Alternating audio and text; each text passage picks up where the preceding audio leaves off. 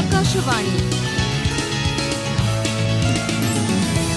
ಅಂತಾರಾಷ್ಟ್ರೀಯ ಯೋಗ ದಿನದ ಸಂದರ್ಭದಲ್ಲಿ ಸರಣಿ ಕಾರ್ಯಕ್ರಮ ಯೋಗೋತ್ಸವ. ಯೋಗೇನ ಚಿತ್ತಸ್ಯ ಪದೇನ ವಾಚಾ ಮಲಂ ಶರೀರಸ್ಯ ಚ ವೈದ್ಯಕೇನ ಯೋಪಾಕರೋತ್ತಂ ಪ್ರವರಂ ಮುನೀನಾ ಪತಂಜಲಿಂ ಪ್ರಾಂಜಲಿರಾನತೋಸ್ಮಿ. ಪ್ರಾಯೋಜಕರು ಆಯುಷ್ ಇಲಾಖೆ, ಕರ್ನಾಟಕ ಸರ್ಕಾರ. ಕರ್ನಾಟಕ ಸರ್ಕಾರದ ಆರೋಗ್ಯ ಮತ್ತು ಕುಟುಂಬ ಕಲ್ಯಾಣ ಇಲಾಖೆಯ ಸಚಿವರಾದ ಶ್ರೀ ದಿನೇಶ್ ಗುಂಡೂರಾವ್ ಅವರು. ನಮಸ್ಕಾರ. ಯೋಗಾಭ್ಯಾಸದ ಹಲವಾರು ಪ್ರಯೋಜನಗಳನ್ನು ಉತ್ತೇಜಿಸಲು ವಿಶ್ವದಾದ್ಯಂತ ಅಂತಾರಾಷ್ಟ್ರೀಯ ಯೋಗ ದಿನವನ್ನು ಆಚರಿಸುತ್ತಿದ್ದೇವೆ. ಈ ಸಲದ 10ನೇ ಅಂತಾರಾಷ್ಟ್ರೀಯ ಯೋಗ ದಿನದ ಘೋಷವಾಕ್ಯವನ್ನು ಮಹಿಳಾ ಸಬಲೀಕರಣಕ್ಕೆ ಯೋಗ ಅಂತ ವಿಶ್ವಸಂಸ್ಥೆ ಘೋಷಿಸಿದೆ. ದಿನದ ಸ್ವಲ್ಪ ಸಮಯವನ್ನು ಯೋಗಾಭ್ಯಾಸ ಮಾಡಲು ಮೀಸಲಿಡುವ ಸಂಕಲ್ಪವನ್ನು ಇಂದೇ ಮಾಡೋಣ. ಕೇಳಿ ಸರಣಿ ಕಾರ್ಯಕ್ರಮ ಯೋಗೋತ್ಸವ. ಶ್ರೋತೃಗಳೇ ನಮಸ್ಕಾರ. ಯೋಗೋತ್ಸವ ಸರಣಿ ಕಾರ್ಯಕ್ರಮದಲ್ಲಿ ಇವತ್ತು ನಮ್ಮ ಜೊತೆ ಇದ್ದಾರೆ ಡಾಕ್ಟರ್ ವಿನಯ್ ಚಂದ್ರ ಬನವತ್ತಿಯವರು. ಡಾಕ್ಟರ್ ನಮಸ್ಕಾರ, ಕಾರ್ಯಕ್ರಮಕ್ಕೆ ಸ್ವಾಗತ. ನಮಸ್ಕಾರ ಮೇಡಮ್. ನಿಮ್ಮನ್ನ ಯಾವ ರೀತಿ ನಮ್ಮ ಕೇಳುಗರಿಗೆ ಪರಿಚಯ ಮಾಡ್ಕೊಳ್ಬೇಕು ಅಂತ ಯೋಚನೆ ಮಾಡ್ತಾ ಇದ್ದೀನಿ. ಯಾಕೆ ಅಂತಂದ್ರೆ ನಿಮ್ಮ ವ್ಯಕ್ತಿ ಚಿತ್ರಣ ನೋಡಿದ್ರೆ ಬಹಳ ಬಹಳ ದೊಡ್ಡದಿದೆ. ಬಹಳ ಸಾಧನೆಯನ್ನ ಮಾಡಿದ್ದೀರಾ. ತಾವು ಯೋಗ ಮತ್ತು ಮನೋವಿಜ್ಞಾನದಲ್ಲಿ ವಿದ್ವಾಂಸರು, ಜೊತೆಗೆ ಇಂಡಿಕಾ ಯೋಗ ಅಧ್ಯಯನ ಕೇಂದ್ರದ ಸಂಸ್ಥಾಪಕರಲ್ಲಿ ಒಬ್ಬರು. ದೇಶ ವಿದೇಶಗಳಲ್ಲಿ ಅನೇಕ ವಿದ್ಯಾಸಂಸ್ಥೆಗಳಲ್ಲಿ ತಾವು ವಿಸಿಟಿಂಗ್ ಪ್ರೊಫೆಸರ್, ಅತಿಥಿ ಉಪನ್ಯಾಸಕರಾಗಿ ಹೋಗ್ತಾ ಇರ್ತೀರಾ. ಪ್ರಸ್ತುತ ದೇವನಹಳ್ಳಿಯಲ್ಲಿರುವಂತಹ ಚಾಣಕ್ಯ ವಿಶ್ವವಿದ್ಯಾಲಯದಲ್ಲಿ ಸೇವೆ ಸಲ್ಲಿಸ್ತಾ ಇದ್ದೀರಾ. ಇದ್ರ ಜೊತೆಗೆ ಇನ್ನು ಸಾಕಷ್ಟು ಇದೆ. ಒಬ್ಬ ವ್ಯಕ್ತಿ ಇಷ್ಟೆಲ್ಲಾ ಕೆಲಸವನ್ನ ಹೇಗೆ ಮಾಡಬಹುದು? ನೀವು ನಿಮ್ಮ ಮನಸ್ಸನ್ನ ಹೇಗೆ ಸಿದ್ಧಗೊಳಿಸಿದ್ದೀರಾ ಅಂತ ನಿಜವಾಗ್ಲೂ ಆಶ್ಚರ್ಯ ಆಗುತ್ತೆ. ಹೇಳಿ, ನಿಮ್ಮ ಮನಸ್ಸು ಏನ್ ಹೇಳ್ತಾ ಇದೆ? ಇಷ್ಟು ಔಪಚಾರಿಕವಾಗಿ ಪ್ರಶ್ನೆ ಕೇಳಿದಾಗ ಅದಕ್ಕೆ ಉತ್ತರ ಕೊಡೋದು ಕಷ್ಟ ಆಗತ್ತೆ. ಆದ್ರೆ ನನಗನ್ಸಿದ್ದು ಆ ಥರ ಗುರುಗಳು ನಮಗೆ ಸಿಕ್ಕಿದ್ರು. ನಾನು ಓದಿದ್ದು ಒಂದು ಗುರುಕುಲದಲ್ಲಿ, ವೇದ ವಿಜ್ಞಾನ ಗುರುಕುಲ ಅಂತ ಬೆಂಗಳೂರು ಹತ್ರದಲ್ಲೇ ಒಂದು ಮಾಗಡಿ ರಸ್ತೆಯಲ್ಲಿ ಗುರುಕುಲ ಇದೆ. ಅಲ್ಲಿ ಸಾಕಷ್ಟು ಹಿರಿಯರು ಗುರುಗಳನ್ನ ತುಂಬಾ ಹತ್ತಿರದಿಂದ ನೋಡಿ ಬೆಳೆದ್ವಿ. ಅವರ ಒಂದು ನೈಕಟ್ಯ, ಮಾರ್ಗದರ್ಶನ, ಪ್ರೇರಣೆ ನಮಗೆ ನಿರಂತರ 6-7 ವರ್ಷಗಳ ಕಾಲ ನಡೀತಿತ್ತು. ಅವರ ಜೀವನ ಶೈಲಿ, ಅವರ ಒಂದು ಕರ್ತವ್ಯ ಪರತೆ, ಅದೆಲ್ಲ ನೋಡಿದಾಗ ನಾವು ಮಾಡ್ತಿರೋದು ಏನೂ ಅಲ್ಲ, ಮಾಡಬೇಕಾಗಿರೋದು ಸಾಕಷ್ಟಿದೆ. ಆದ್ರೆ ಆ ಪ್ರೇರಣೆ ಸಾಕು ನಮ್ಗೆ ಈ ದಾರಿನಲ್ಲಿ ಕರ್ಕೊಂಡು ಹೋಗ್ಲಿಕ್ಕೆ. ಮಾಡಬೇಕಾದ ಕೆಲಸದ ಬಗ್ಗೆ ಸದಾ ಒಂದು ಪ್ರಜ್ಞೆಯನ್ನ ಮೂಡಿಸಿರತ್ತೆ, ಜಾಗರೂಕತೆಯನ್ನ ಮೂಡಿಸಿರತ್ತೆ. ಅದು ಶಕ್ತಿ ಕೊಡ್ತಾ ಇದೆ. ಪ್ರೇರಣೆನೇ ಶಕ್ತಿ ಇದಕ್ಕೆಲ್ಲ. ಈ ಪ್ರೇರಣೆ ಬರೋದಕ್ಕೂ ಮನಸ್ಸು ಬಹಳ ಮುಖ್ಯ ಆಗುತ್ತೆ ನೋಡಿ. ಹೌದು. ಮರ್ಕಟ ಮನಸ್ಸು ಅಂತ ಹೇಳ್ತೀವಿ. ಇದನ್ನ ನಿಯಂತ್ರಣ ಮಾಡೋದು ಹೇಗೆ?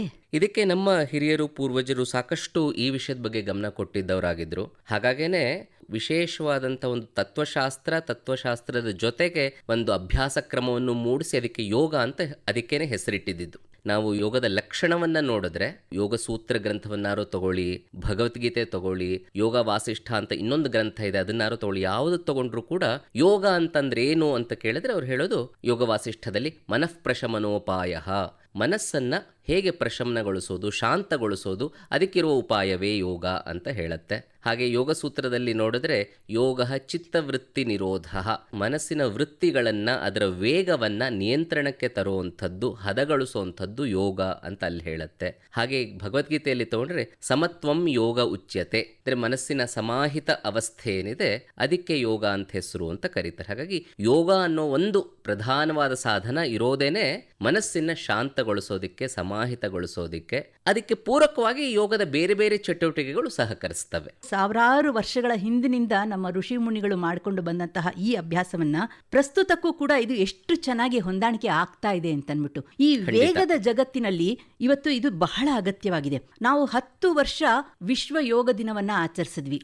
ಇದು ನಿಧಾನಕ್ಕೆ ಜನರಲ್ಲಿ ಹೆಚ್ಚು ಹೆಚ್ಚು ಅರಿವನ್ನ ಮೂಡಿಸ್ತಾ ಇದೆ ಅಂತ ನಿಮಗನ್ಸುತ್ತಾ? ಖಂಡಿತವಾಗಿಯೂ ಹೌದು. ಅರಿವು ಮೂಡಿಸುವಂತ ಒಂದು ಪ್ರಕ್ರಿಯೆ ಸಾಕಷ್ಟು ಮೊದಲೇ ಶುರು ಆಯಿತು. ಹಾಗೆ ನೋಡೋದಾದ್ರೆ ಸ್ವಾಮಿ ವಿವೇಕಾನಂದರು ಯಾವಾಗ ಮೊದಲು ಅಮೆರಿಕಕ್ಕೆ ಹೋದ್ರು, ಆ ಕಾಲದಿಂದ ಹಿಡಿದು ಇದುವರೆಗೂ ನಿರಂತರವಾಗಿ ನಡೀತಾ ಇದೆ. ಹಾಗಾಗಿನೇ 2014ರಲ್ಲಿ ಯಾವಾಗ ನಮ್ಮ ಪ್ರಧಾನ ಮಂತ್ರಿಗಳು ವಿಶ್ವ ಯೋಗ ದಿನ ಅಂತ ಘೋಷಿಸಬೇಕು ಅಂತ ಕರೆ ಕೊಟ್ಟಾಗ ಸುಮಾರು 190 ರಾಷ್ಟ್ರಗಳು ಇದಕ್ಕೆ ತಮ್ಮ ಬೆಂಬಲವನ್ನ ವ್ಯಕ್ತಪಡಿಸಿದ್ರು. ಯಾಕೆ ಅಂತಂದ್ರೆ ಅಷ್ಟೊತ್ತಿಗೆ ಆಗ್ಲೇ ಆ ಪ್ರದೇಶಗಳಲ್ಲಿ ಯೋಗದ ಅರಿವು ಬಂದಾಗಿತ್ತು, ಜನರಿಗೆ ಯೋಗದಿಂದ ಏನೇನ್ ಪ್ರಯೋಜನ ಆಗತ್ತೆ ಅನ್ನೋದು ಕೂಡ ಅವರ ಗಮನಕ್ಕೆ ಬಂದಿತ್ತು. ಹಾಗಾಗೇನೆ ಇದು ತುಂಬಾ ಸುಲಭವಾಗಿ ಸ್ವೀಕೃತವಾಯಿತು. ವಿಶ್ವ ಯೋಗ ದಿನ ಆದ ನಂತರ ಇನ್ನೂ ಪ್ರಭಾವ ಹೆಚ್ಚಾಗ್ತಿರೋದನ್ನ ನಾವು ನೋಡ್ತಾ ಇದ್ದೀವಿ ವಿಶ್ವದಾದ್ಯಂತ.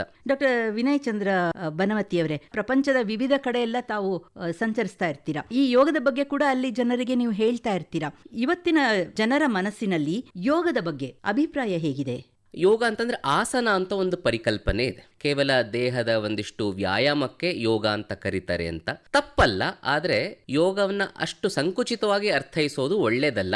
ನಿಮ್ಮದೇ ಬ್ಯಾಂಕ್ ಅಕೌಂಟ್ ಅಲ್ಲಿ ಕೋಟಿ ರೂಪಾಯಿ ಇರುತ್ತೆ, ನೀವು ಹೋಗ್ಬಿಟ್ಟು 100 ರೂಪಾಯಿ ಮಾತ್ರ ಬಿಡಿಸ್ಕೊಂಡು ಬಂದ್ರೆ ಎಷ್ಟು ಪ್ರಯೋಜನ ಸಿಕ್ಕದಂಗಾಗತ್ತೆ, ಅಷ್ಟ ಆದಾಗ ಆಗ್ತಾ ಇದೆ. ಹಾಗಾಗಿ ಯೋಗದಲ್ಲಿ ಆಸನ ಒಂದಂಗ ಇದೆ, ಪ್ರಾಣಾಯಾಮ ಒಂದಂಗ ಇದೆ, ಧ್ಯಾನದ ಬೇರೆ ಬೇರೆ ಮುಖಗಳಿದಾವೆ. ಇವೆಲ್ಲವೂ ಸೇರ್ಕೊಂಡಾಗ ಯೋಗದ ಪೂರ್ಣ ರೂಪದಲ್ಲಿ ಪ್ರಯೋಜನವನ್ನ ಪಡ್ಕೋಬಹುದು. ಆದ್ರೆ ಒಂದು ಒಳ್ಳೆ ವಿಷಯ ಅಂತಂದ್ರೆ ಯಾರು ಆಸನದಿಂದ ಪ್ರಾರಂಭ ಮಾಡ್ತಾರೆ, ಹೆಚ್ಚಿನ ಜನ ದೈಹಿಕ ತೊಂದರೆ ಕಾರಣಕ್ಕಾಗಿ, ಮಾನಸಿಕ ಒತ್ತಡ ಕಾರಣಕ್ಕಾಗಿ ಯೋಗಕ್ಕೆ ಬರ್ತಾರೆ. ಆದ್ರೆ ಬಂದವರು ಅಲ್ಲಿಗೆ ನಿಲ್ಲೋದಿಲ್ಲ. ಕೆಲವೊಂದಿಷ್ಟು ವಿಶೇಷ ಅನುಭವ ಆಗ್ತಾ ಹೋಗುತ್ತೆ. ಅವ್ರಿಗೆ ಅರಿವಿಲ್ದೇನೆ ವ್ಯಕ್ತಿತ್ವದಲ್ಲಿ ಪರಿವರ್ತನೆಗಳು ಮೂಡ್ತಾ ಹೋಗುತ್ತೆ.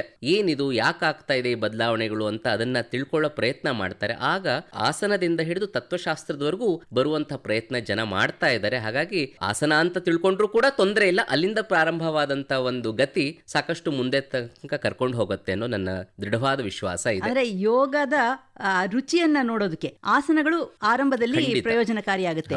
ಆ ಒಂದು ವಲಯದೊಳಗೆ ಬರ್ಲಿ ಅವರು ಮೊದಲು, ತನ್ನಷ್ಟಕ್ಕೆ ತಾನೇ ಅದು ಮೇಲೆ ಕರ್ಕೊಂಡು ಹೋಗುತ್ತೆ ಪ್ರತಿಯೊಬ್ಬರನ್ನು ಅಂತ ಹೇಳ್ತೀರಾ ನೀವು. ಇನ್ನು ಮನಸ್ಸಿನ ಬಗ್ಗೆ ಬರೋಣ.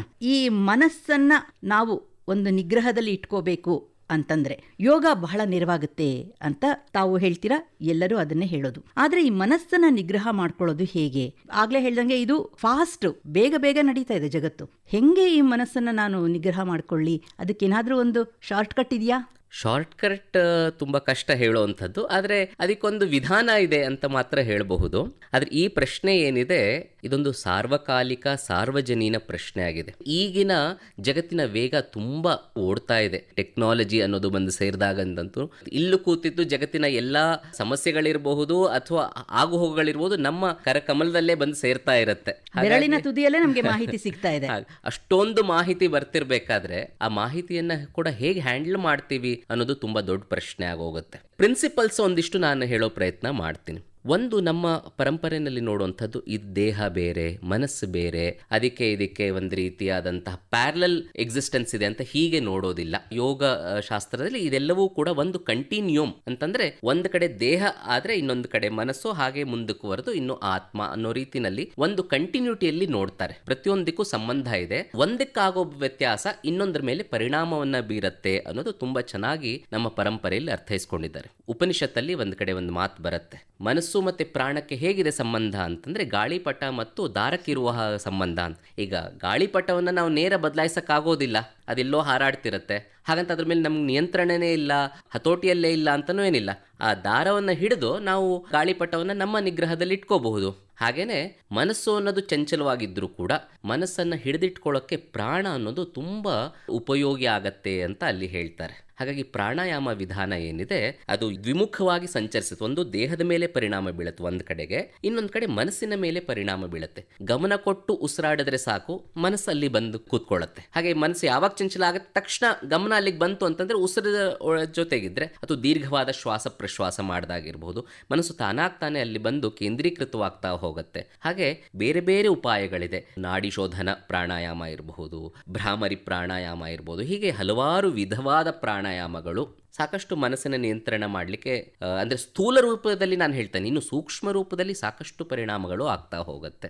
ಡಾಕ್ಟರ್ ವಿನಯ್ ಚಂದ್ರ ಅವರೇ, ಈ ವರ್ಷ ವಿಶ್ವ ಯೋಗ ದಿನವನ್ನ ಮಹಿಳೆಯರ ಸುತ್ತ ಕೇಂದ್ರೀಕರಿಸಿ ಮಾತನಾಡುವುದಾದರೆ, ಒಂದು ಕುಟುಂಬದಲ್ಲಿ ಮಹಿಳೆ ಎಲ್ಲಾ ರೀತಿ ಸಶಕ್ತೆಯಾದರೆ ಆ ಇಡೀ ಒಂದು ಕುಟುಂಬ ಚೆನ್ನಾಗಿರುತ್ತೆ. ಒಂದು ಕುಟುಂಬ ಚೆನ್ನಾಗಿದ್ರೆ ಸಮಾಜ ಚೆನ್ನಾಗಿರುತ್ತೆ. ಈ ರೀತಿ ಒಂದಕ್ಕೊಂದು ಸರಪಣಿ ಅಂತ ನಾವು ತೆಗೆದುಕೊಂಡು ಹೋದಾಗ ಮಹಿಳೆಯರಿಗೆ ಯಾವ ರೀತಿ ತಮ್ಮ ಮನಸ್ಸನ್ನ ನಿಗ್ರಹದಲ್ಲಿ ಇಟ್ಕೋಬೇಕು? ಯಾಕೆಂತಂದ್ರೆ ಬಹಳ ಒತ್ತಡದಲ್ಲಿ ಕೆಲಸ ಮಾಡ್ತಾ ಇರ್ತಾರೆ, ಅದರಲ್ಲೂ ಬೆಳಗಿನ ಹೊತ್ತು ಅವರು ಮನಸ್ಸನ್ನ ನಿಗ್ರಹದಲ್ಲಿ ಇಟ್ಕೊಳ್ಬೇಕಾದ್ರೆ ಏನೆಲ್ಲ ಮಾಡಬಹುದು? ಸಣ್ಣದಾಗಿ ಚುಟುಕಾಗಿ ನಮ್ಮ ಮಹಿಳೆಯರಿಗೆ ಹೇಳಿ. ಆಗಬಹುದು. ಅದಕ್ಕಿಂತ ಮುಂಚೆ ಒಂದಿಷ್ಟು ತುಂಬ ವಿಶೇಷ ಅನಿಸುವಂಥ ಸ್ಟ್ಯಾಟಿಸ್ಟಿಕ್ಸ್ನ ನಿಮ್ಮ ಮುಂದೆ ಇಡಕ್ಕೆ ಇಷ್ಟಪಡ್ತೇನೆ. ಇವತ್ತು ಜಗತ್ತಿನಲ್ಲಿ ಕೋಟಿಶಃ ಜನರು ಯೋಗವನ್ನು ಅಭ್ಯಾಸ ಮಾಡ್ತಾ ಇದ್ದಾರೆ. ವಿಶ್ವದಾದ್ಯಂತ ನಾವು ನೋಡಿದ್ರೆ 70% ಅದರೊಳಗಿರುವಂಥವ್ರು ಮಹಿಳೆಯರು.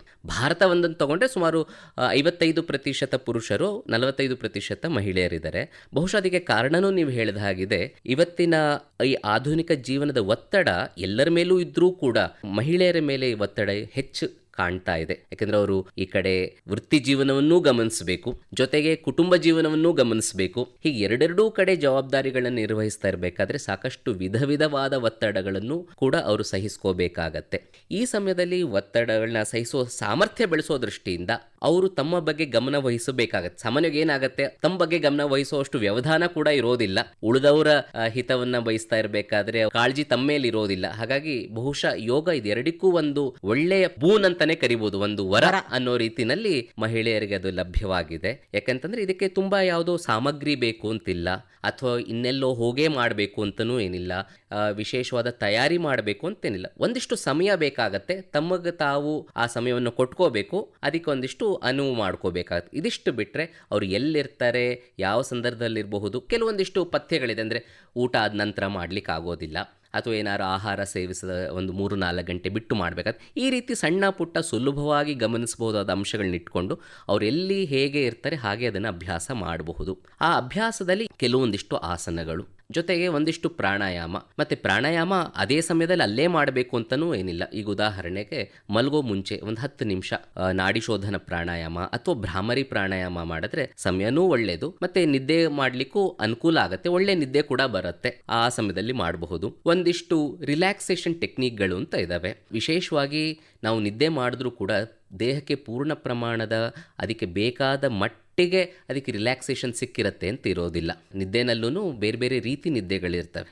ಕನಸುಗಳನ್ನ ನೋಡ್ತಾ ಇರಬೇಕಾದ್ರೆ ದೇಹಕ್ಕೆ ಅಷ್ಟು ರಿಲ್ಯಾಕ್ಸೇಷನ್ ಆಗಿರೋದಿಲ್ಲ, ಕೆಲವೊಮ್ಮೆ ಸ್ಟ್ರೈನ್ ಜಾಸ್ತಿನೇ ಆಗತ್ತೆ. ಹಾಗಾಗಿ 5-10 ನಿಮಿಷದಲ್ಲಿ ಮಾಡಬಹುದಂಥ ರಿಲ್ಯಾಕ್ಸೇಷನ್ ಟೆಕ್ನಿಕ್ಗಳಿದ್ದಾವೆ.